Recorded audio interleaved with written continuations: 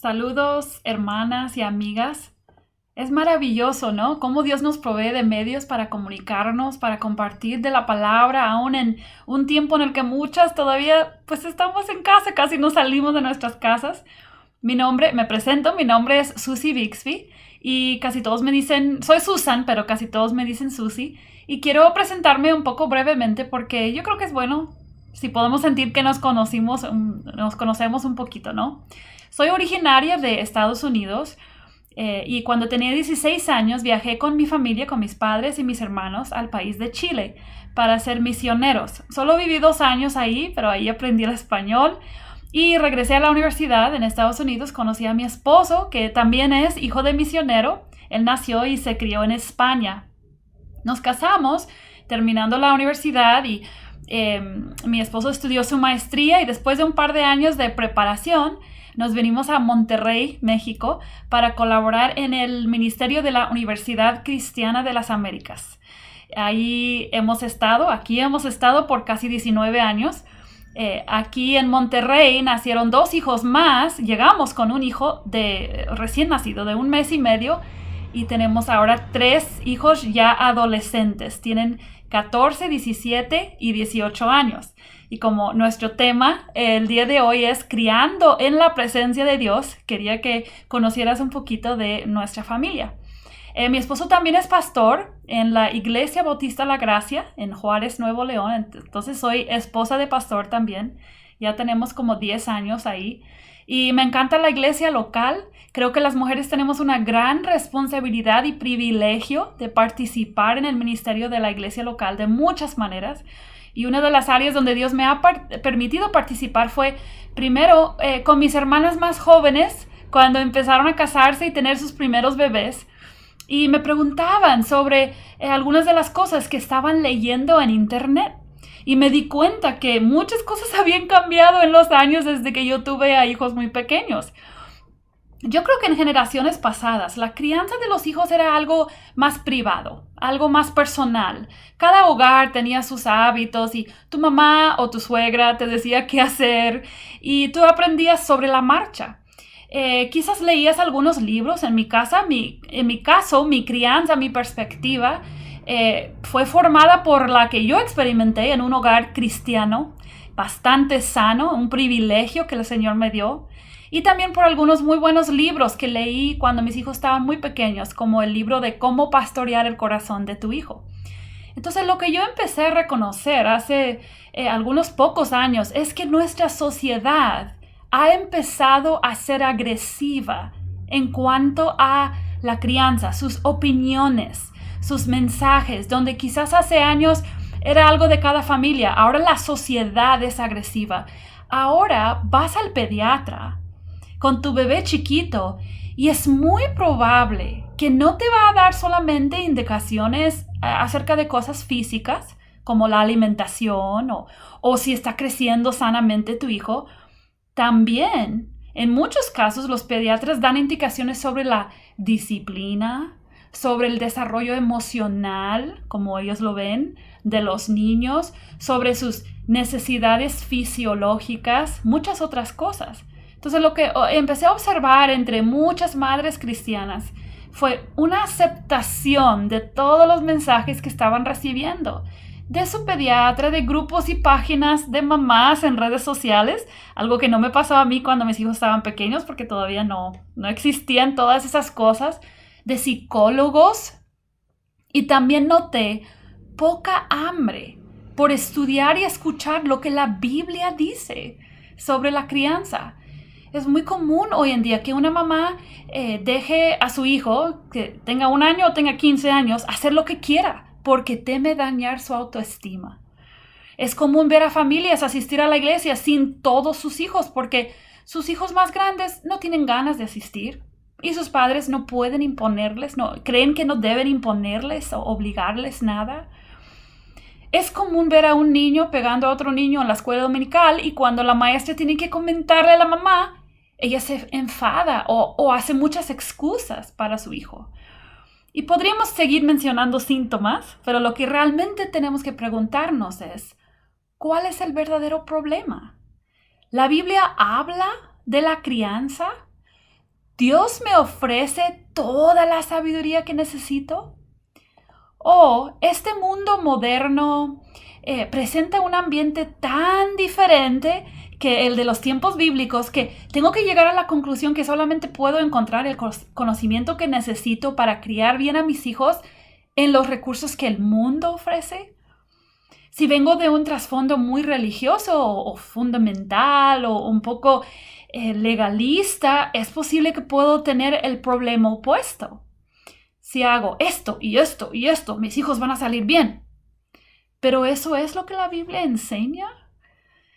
A raíz de todo esto que nosotros estábamos observando, mi esposo y yo oramos, teníamos mucha preocupación por la generación de padres que nos seguía.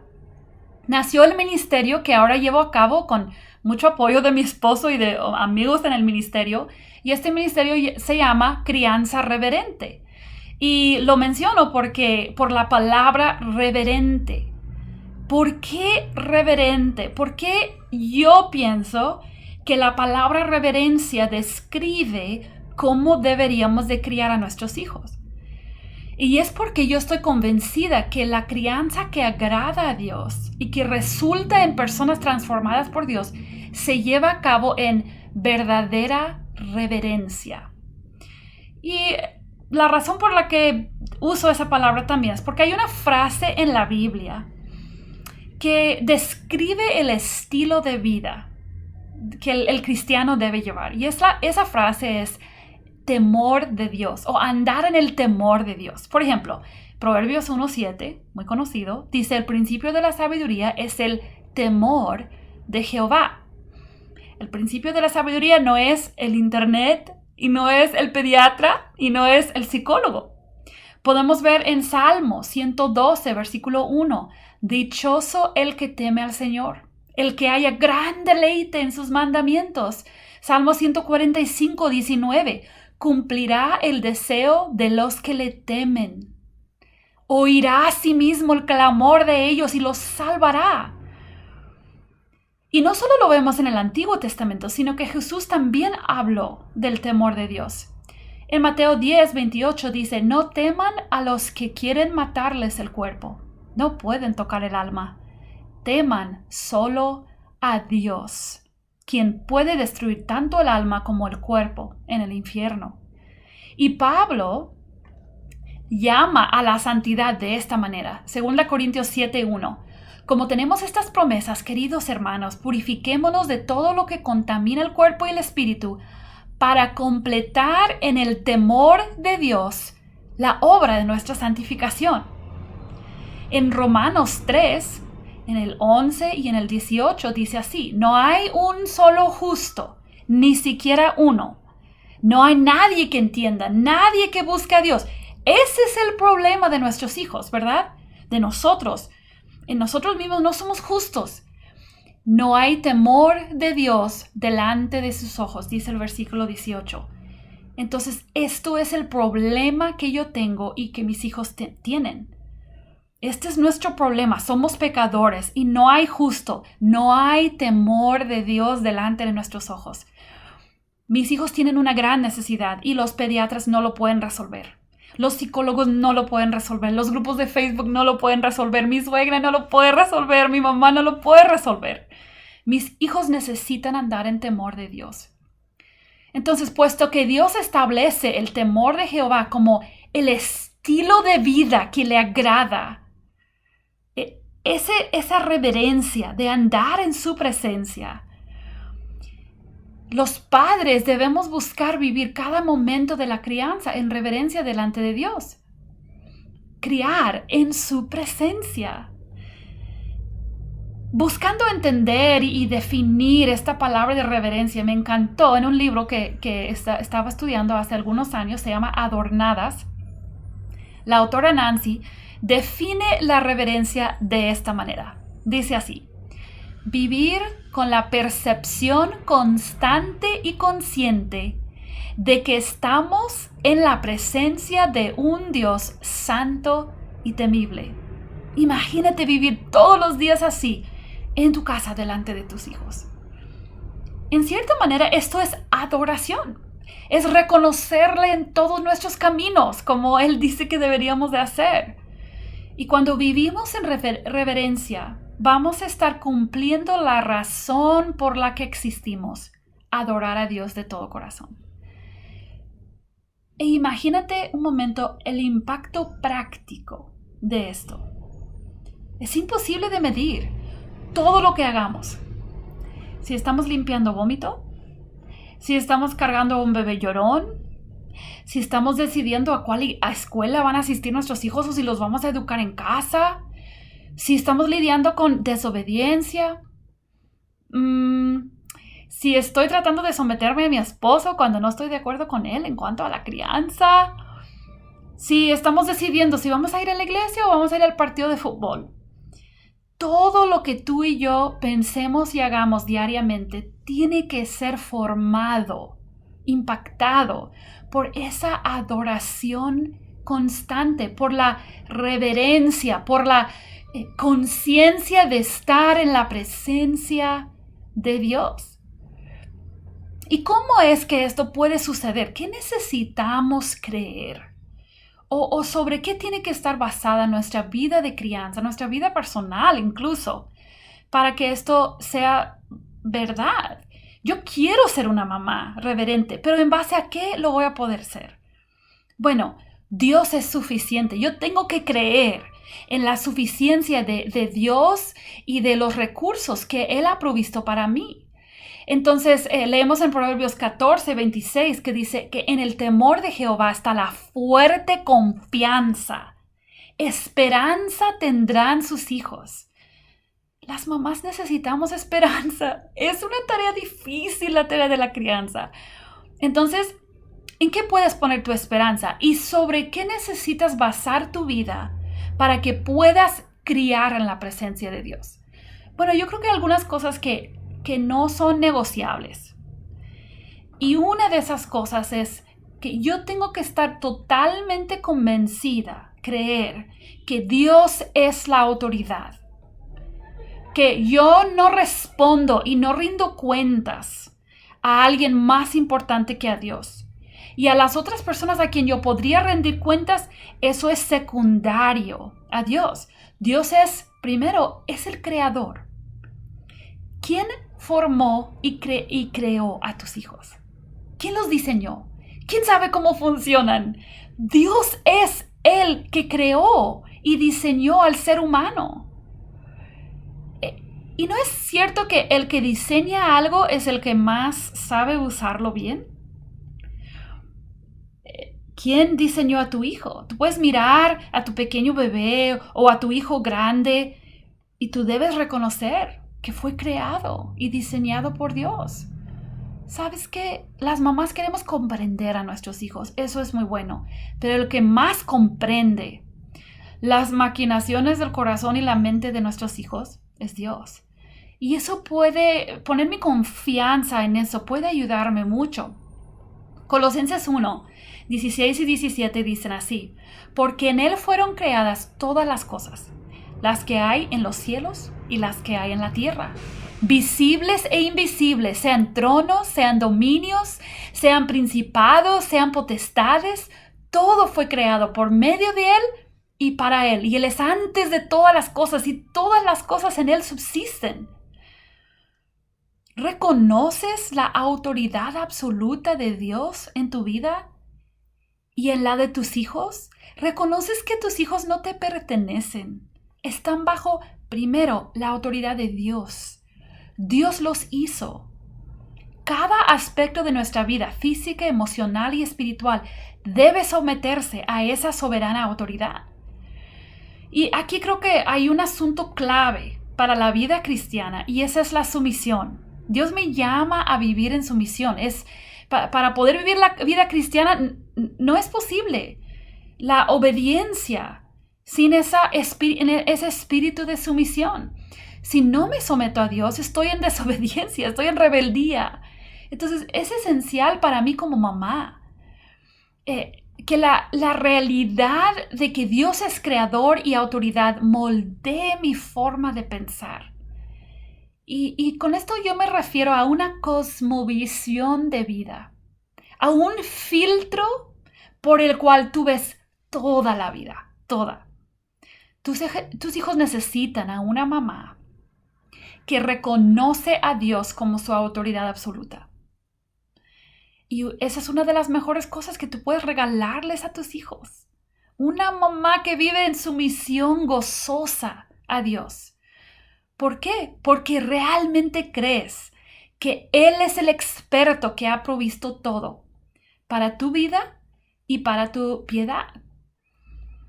Y nuestra vida devocional personal, como hablábamos ayer con nuestra hermana Sharon, es tan importante vivir en la presencia de Dios personalmente como mamás.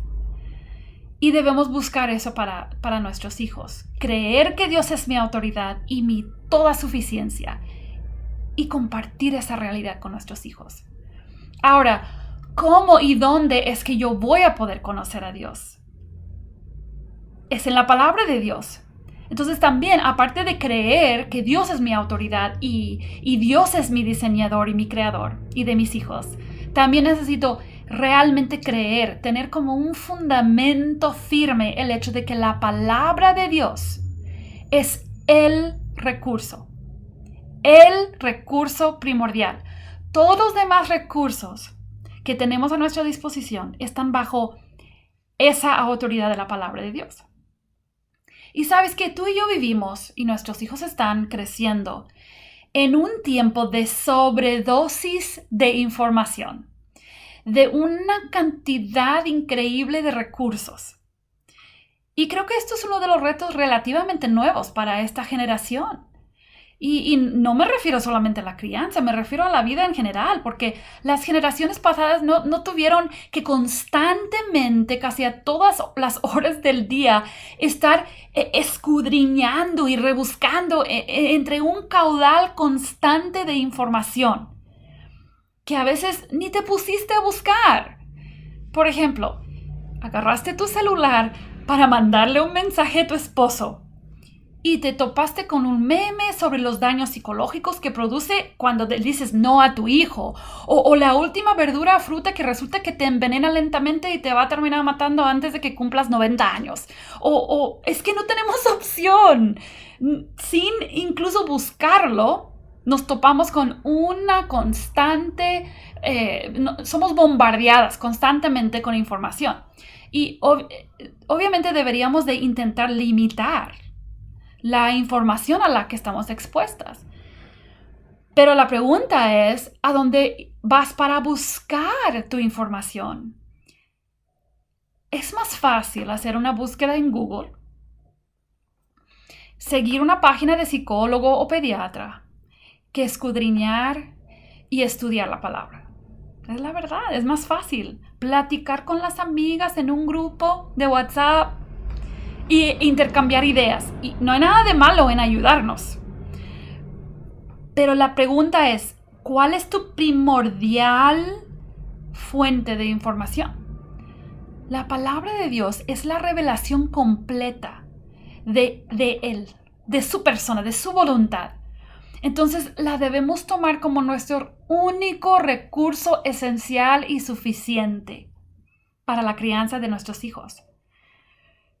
Vivir en su presencia en nuestra crianza significa tomar la palabra, aceptarla, valorarla, rebuscar en ella el conocimiento y el crecimiento que nosotras necesitamos.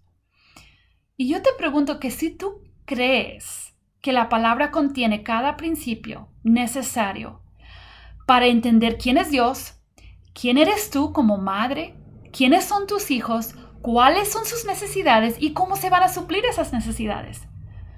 ¿Lo crees?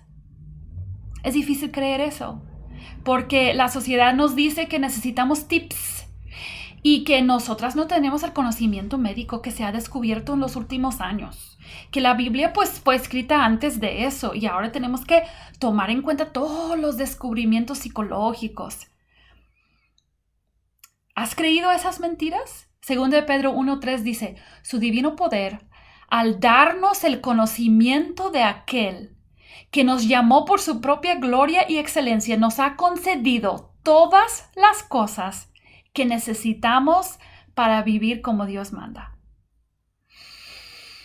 ¿Lo crees? Los estilos de educación y crianza que son muy populares hoy en día enseñan muchos principios y algunos suenan cristianos, pero apelan a nuestros instintos naturales.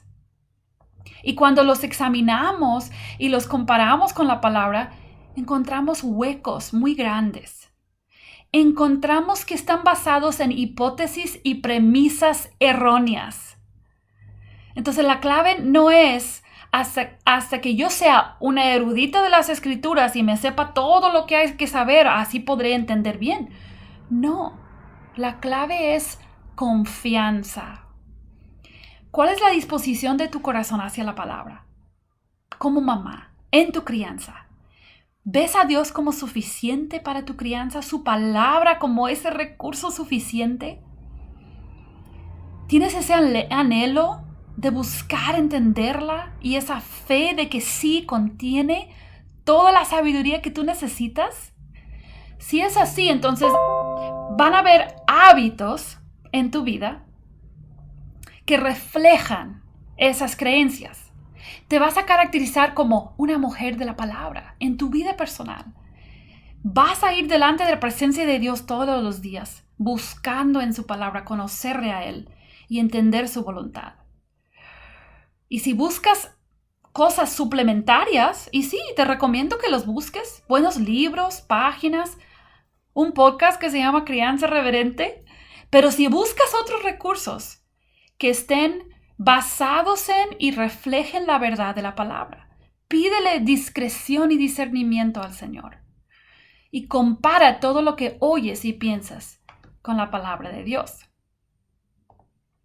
Ahora, hay otra verdad, hay otra cosa que necesitamos entender acerca de cómo piensa Dios y qué opinión tiene Dios acerca de la familia.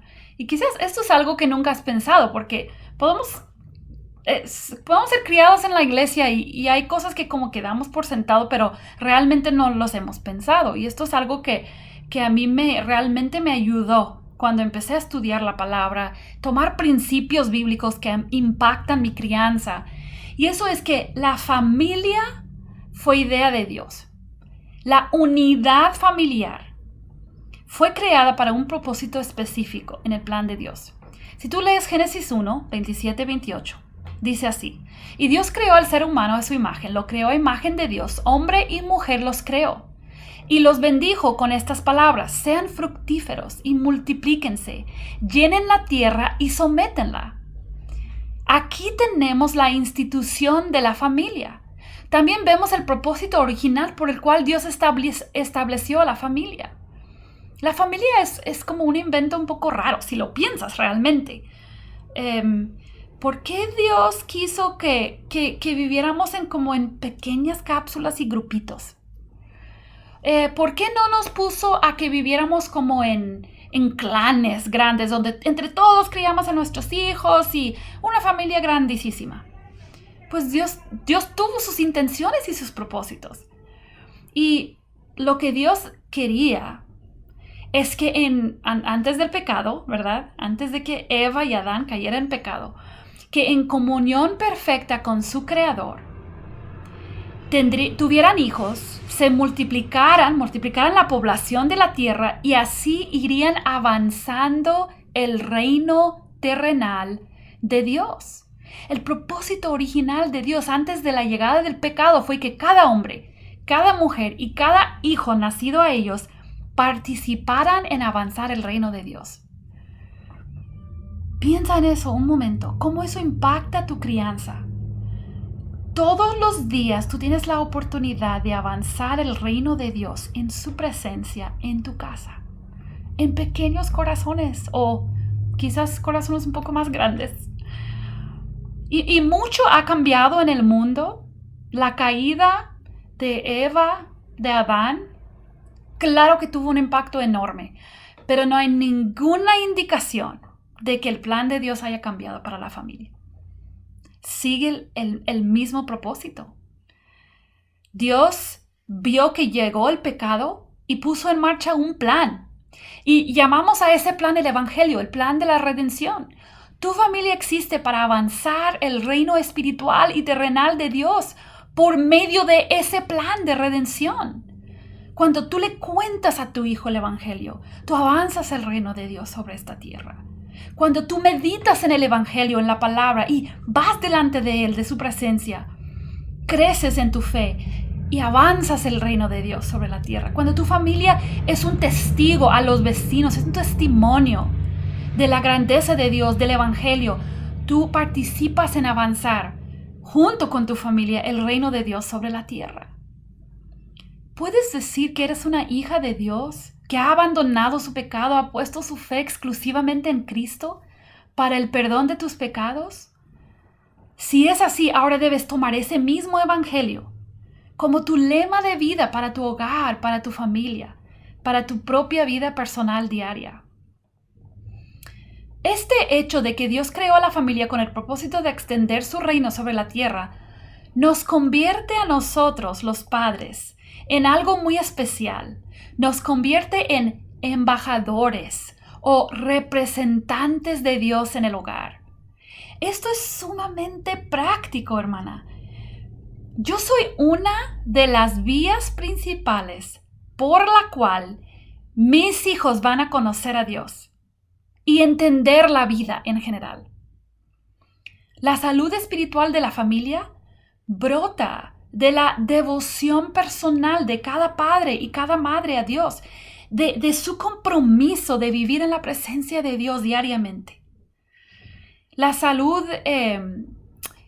del matrimonio tiene un impacto enorme sobre los hijos. Todo esto está ligado. Y yo he visto a tantas mamás que genuinamente desean lo mejor para sus hijos, pero no están dispuestas a vivir en sumisión a sus esposos y vivir en sumisión a Dios en ciertas áreas de su vida. Después de que el hombre cayó en pecado y Dios llevó a cabo todo su proceso de redención, Cristo vino y cumplió la ley por nosotros. Murió, resucitó, ascendió al cielo. Él estableció otra institución que también es muy importante para el creyente y lo quiero mencionar porque especialmente en estos tiempos de pandemia donde muchas todavía estamos desconectadas de otras personas, la iglesia local es sumamente importante en la crianza de los hijos, en la vida espiritual de la familia. Haz todo lo posible por vivir dentro de ese plan de Dios. Tú eres embajadora, tu esposo es embajador y los hermanos de tu iglesia también lo son. Y podemos formar una congregación de embajadores del reino de Dios en nuestros hogares. La influencia que otras familias pueden tener sobre tus hijos es importantísimo. Entonces te animo a que la iglesia local sea una prioridad alta, arriba de cualquier otro objetivo que tengas para tus hijos que sea terrenal. Deportes, talentos, escuelas, todo lo demás, que arriba de eso esté la iglesia local.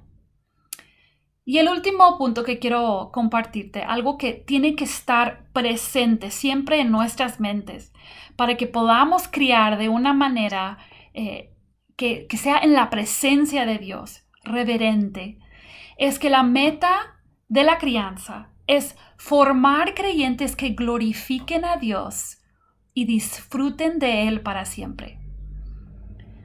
Toda filosofía de crianza secular se basa en criar hijos que sean buenos ciudadanos, que sean emocionalmente equilibrados, que estén felices en esta vida, dependiendo, ¿verdad?, de la persona que comparta la enseñanza. Pero Dios nos presenta un cuadro mucho más trascendente. Nos creó para glorificar a Dios y disfrutar de Él para siempre. Isaías 43:7 dice, todos los llamados de mi nombre para gloria mía los he creado. Este mundo no es mi hogar. Soy peregrino aquí. No es el hogar permanente de mis hijos.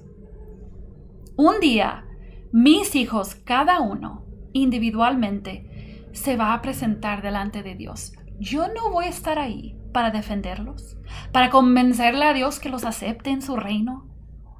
Cada uno de mis hijos es una persona que necesita una relación personal, que necesita vivir en la presencia de Dios, Y Dios lo ha diseñado para que Él glorifique y disfrute de Dios para siempre.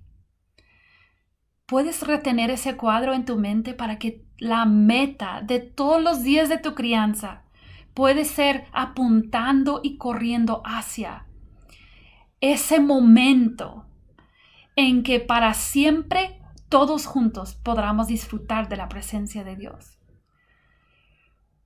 Todos los recursos y las cosas que podemos ver, los deseos que podemos tener para nuestros hijos. ¿Puedo desear que mis hijos sean emocionalmente equilibrados? Claro que sí. ¿Económicamente estables? Sí, es natural desear esas cosas para mis hijos. ¿Pero con qué fin? ¿Con qué fin? ¿Cuál es el fin de nuestra crianza? Si nosotros como padres vivimos para el éxito y la comodidad terrenal, no vamos a criar a nuestros hijos en preparación para la vida eterna. Entonces, mamá, cada pequeña conversación, cada regaño que tengas que hacer, cada decisión que haces todos los días, cada actividad que hacemos con nuestros hijos, les comunica nuestra meta de vida. Esto implica ver la crianza como el discipulado, como preparar a mis hijos para una eternidad con Dios. Dios tiene objetivos eternos y espirituales para nuestros hijos. Por eso los padres debemos someter nuestras metas y nuestros métodos de crianza a esos objetivos trascendentes. Entendemos que toda la conducta fluye del corazón. Entonces eso nos va a ayudar a enfocarnos en instruir su mente para informar su corazón y así afectar su conducta. Tenemos que pastorearlos y guiarlos hacia Cristo. Así podrán llegar a disfrutar de Dios al creer, amar y obedecer y servirle de todo corazón.